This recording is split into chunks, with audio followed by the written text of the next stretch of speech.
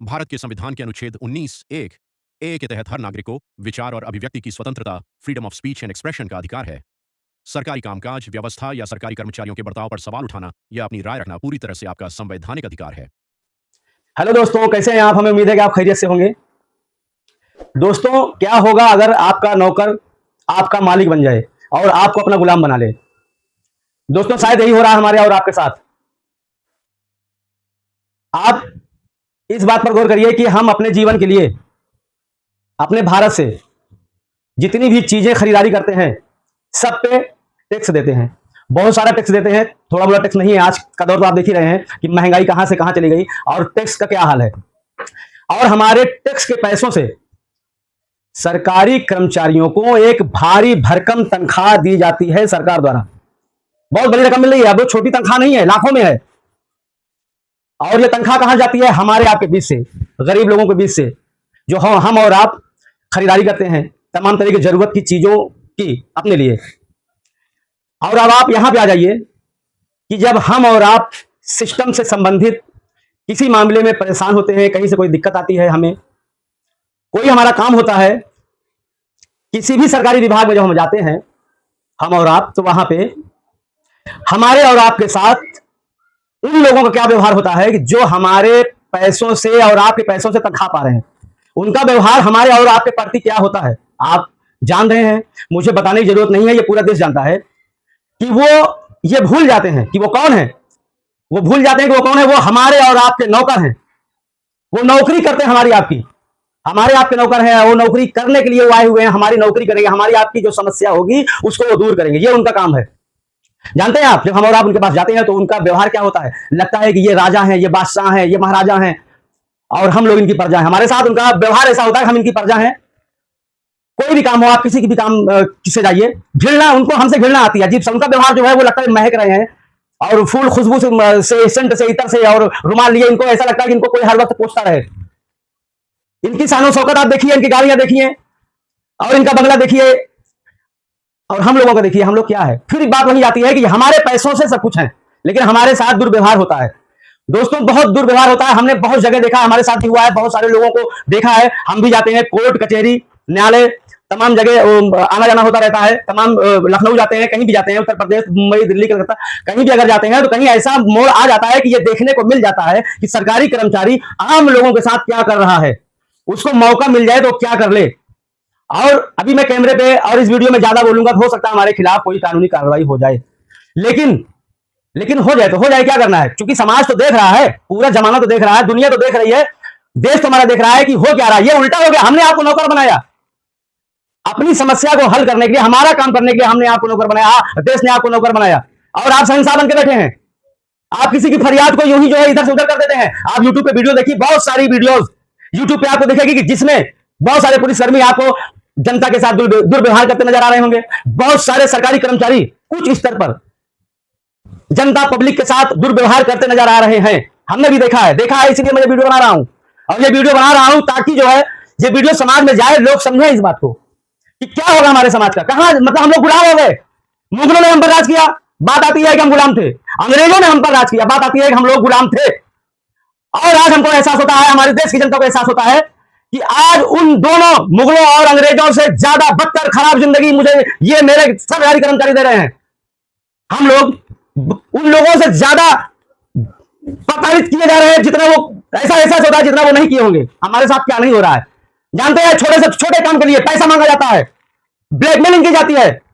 पैसा नहीं होता तो आम जनता, गरीब आदमी वो जो क्या सोचते कि मैं पैसा कहां से लेके आऊं, मुझे ये काम कराना है। काम लीगल होगा लेकिन काम नहीं होगा। और ये जो होते हैं ना, जो बड़े लोग हैं हमारे देश में, इनकी चाटोकारिता करते हैं। ये जाएंगे तो इनका वीआईपी ट्रीटमेंट होगा।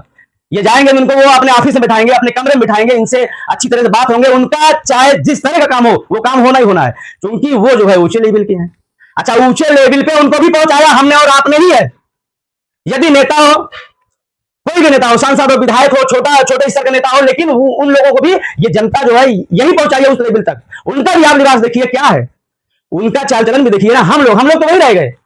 हम लोग कहां चले गए? हम ही ने उनको कुर्सी दिलाई, हमने नौकरी, मतलब कि वो हमारे पैसों में तनख्वाह मिलती है, हमारी पैसों से ऊंचाइयों पर वो है और हमारे साथ इतना दुर्व्यवहार होता है। इस पे सुधार ही नहीं हो रहा है। सरकार बनी 2014 से केंद्रीय सरकार, वहां से एक बड़ा संदेश आया था हमारे भारत की जनता के लिए कि भ्रष्टाचार मुक्त भारत होगा। हम उत्तर प्रदेश से हैं। उत्तर प्रदेश में हमारे योगी जी मुख्यमंत्री हैं, माननीय योगी जी का भी हमेशा यही उद्देश्य रहा है कि भ्रष्टाचार मुक्त प्रदेश होगा, भ्रष्टाचार मुक्त भारत होगा। लेकिन भ्रष्टाचार कहां पहुंच गया है? ऐसा लगता है कि आने वाले समय में भूखमरी आ जाएगी। लोग ऐसा क्यों होगा? ऐसा इसलिए होगा कि जो माल का लेन देन चल रहा है, जो कमीशनबाजी चल रही है, जो अवैध काम चल रहा है, जो अवैध तरीके से वसूली हो रही है, इसी की वजह से महंगाई बढ़ती है। और उस महंगाई की मार हमारे और आपके ऊपर पड़ती है, इनके ऊपर नहीं पड़ती। इसलिए कि इनके घर में, इनकी दीवारों में, इनकी छतों में रुपयों का बंडल सजाया हुआ होता है। इनके पास कोई कमी नहीं है। कमी तो हमारी आपकी धन की कमी है ना, हमारे आप परेशान है ना। लेकिन फिलहाल आज का वीडियो बनाने का मकसद यह था कि बहुत पीड़ित है हम और आप, सरकारी तंत्र से बहुत पीड़ित है हम और आप। बहुत दिक्कत है हमें आपको, और बहुत तकलीफ होती है कि कभी कभी बहुत गरीब लोग चले जाते हैं कहीं कि जिनका कपड़ा ढंग से नहीं होता, वो पगड़ी बांधे हुए होते हैं, हमारे देश के लोग होते हैं, झोला लिए होते हैं, पैर में टूटी चप्पल होती है। जब वो भी फरियाद के लिए आते हैं हुजूर, तो उनके साथ ऐसा व्यवहार होता है कि लानत है ऐसे सरकारी कर्मचारियों पर, लानत है। 300 रुपए कमाने वाला मजदूर, और वो किसी काम से जाएगा, अगर उससे 1000 रुपए मांगा जाएगा तो क्या करेगा? कहां से लाके देगा? ये हो रहा है हमारे देश में। और रहम किसी को नहीं आ रहा है, किसी को रहम नहीं आ रहा है, किसी को पढ़ना, जो जहां है बस वो अपना काम करते जा रहा है। उसको ऊंचाई चाहिए, उसको डेवलपमेंट चाहिए। उनके बच्चे अमेरिका में पढ़े, विदेशों में पढ़े, उनको ये चाहिए। इसके लिए पैसा कहां से आएगा? पैसा यही से आएगा, हमारे और आपकी जेब से आएगा, गलत लाइन से आएगा।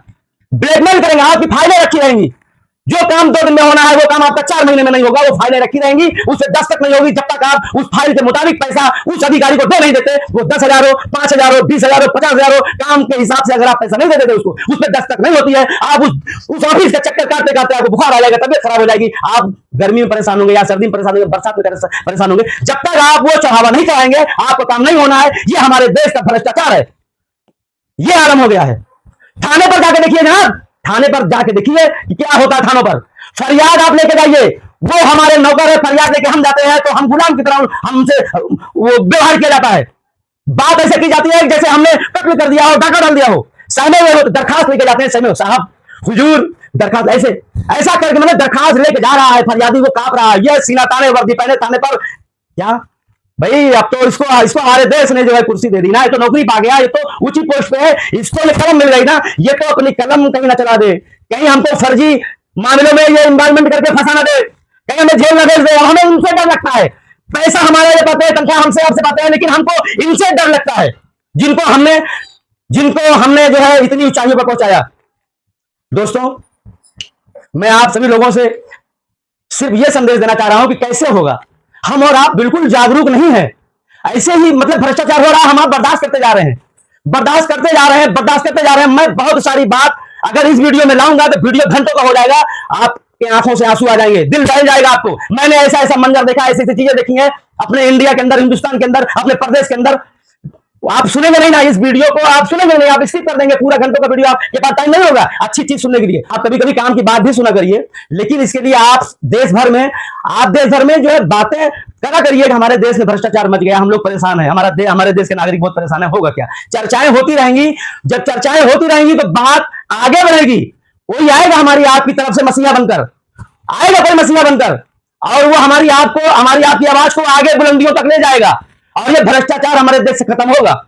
एक बात मैं और आपसे बता दूं, जंतर मंतर में आप देख लीजिए हो क्या रहा है। मैं उस टॉपिक पे नहीं वीडियो बनाना चाह रहा था और नहीं बोलना चाह रहा था, क्योंकि वो मैटर जो है बहुत गंभीर है। वो हमारे देश के बच्चे, हमारे देश के नागरिक जो महाओं का रुपए अपने माँ बाप, जो गरीब लोग होते हैं, जो गरीब माँ बाप होते हैं, किस तरह से, किस हालात से अपने बच्चों को पढ़ाते हैं, और जब वो वहां तक जाते हैं तो पेपर लीक कर दिया जाता है ताकि इनको सर्विस ना मिले, इनको नौकरी ना देनी पड़े सरकार को। और अगर इसके लिए उन्होंने आवाज उठाई तो उनके साथ क्या हुआ, ये अच्छी बात नहीं है। जिसको अच्छा लग रहा है, बिल्कुल अच्छी बात नहीं, लानत है आप लोगों पर। अगर आपको मजा आ रहा है, अगर कुछ लोगों को मजा आ रहा है वो वीडियो देखकर, या उनकी आवाज आपको खराब लग रही है, वो गलत आवाज नहीं उठा रहे हैं। उन्होंने मांग क्या की है? उन्होंने सिर्फ एक ही मांग की है कि उस मंत्री का इस्तीफा हो। भारत सरकार इतने लोगों की मांग पर, जिन्होंने वोट दिया, जिन्होंने आपकी सरकार बनाई, वो खुद कह रही है जनता को नहीं पसंद है वो मंत्री, तो आप उसका इस्तीफा क्यों नहीं दिला देते?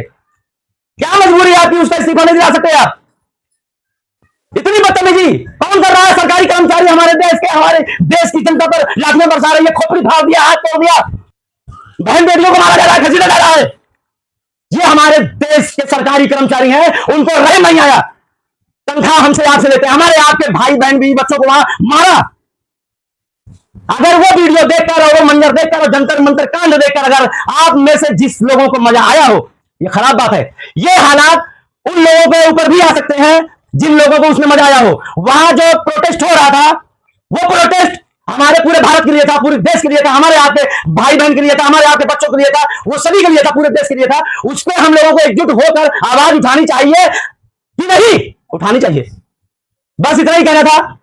आप लोगों से माफी चाहता हूं, अगर कुछ ज्यादा हमने बोल दिया हो, हमसे गलती हो गई हो, तो मैं हाथ जोड़कर माफी मांगता हूं। लेकिन मैं जज्बात में आ गया था, और जज्बात में इंसान अगर आ गया, अगर कुछ शब्द निकल गए, तो उसके लिए मैं माफी मांगता हूं आप लोगों से। और मेरे दोस्तों, हमारा न्यू चैनल है अभी, यूट्यूब चैनल आवाज हिंद स्टार। बहुत सारे भाइयों ने सब्सक्राइब किया है, मेरा वीडियो देखा है, और बहुत सारा प्यार मिला आप लोगों का। बहुत बहुत शुक्रिया आपका, बहुत बहुत धन्यवाद। लेकिन दोस्तों, मैं आपसे एक निवेदन करता हूं कि अगर जो भाई हमारा चैनल सब्सक्राइब न किए हो, तो प्लीज अगर आप सब्सक्राइब कर लेंगे, तो मैं दिल से कह रहा हूं कि आप लोगों को बहुत कुछ बताना है, बहुत सारी बातें आपके सामने लानी है। लंबा वीडियो हो जाने के बाद कोई देखता नहीं है। और दोस्तों, मिलते हैं अगली वीडियो में। तब तक के लिए आप लोग अपना ख्याल रखिएगा। जय हिंद, जय भारत।